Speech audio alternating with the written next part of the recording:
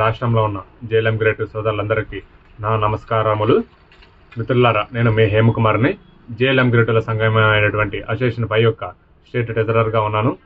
విద్యుత్ శాఖలో మనం జేఎల్ఎంగా కన్వర్షన్ అయ్యే క్రమంలో కొంతమంది షిఫ్ట్ ఆపరేటర్స్ కోర్టులో కేసులు వేయడం జరిగినది. ఈ కేసులకు సంబంధించినటువంటి వాదనలు నిన్న హైకోర్టులో రావడం జరిగినది.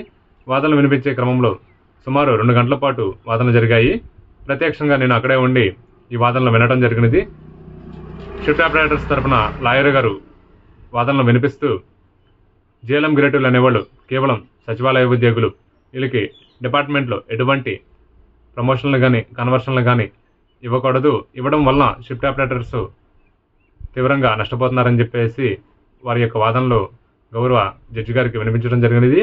ఈ క్రమంలో జడ్జి గారు సచివాలయ ఉద్యోగులకు సంబంధించినటువంటి వివిధ శాఖలకు సంబంధించిన ఉద్యోగులు ఏ విధంగా అయితే ఉన్నారో ఎనర్జీ అసిస్టెంట్లు కూడా ఒక శాఖకు సంబంధించినట్టుగా ఉండి పూర్తిగా విద్యుత్ శాఖకి పనిచేస్తున్నారని చెప్పేసి దాన్ని కొంచెం హైలైట్ చేయడం జరిగినది.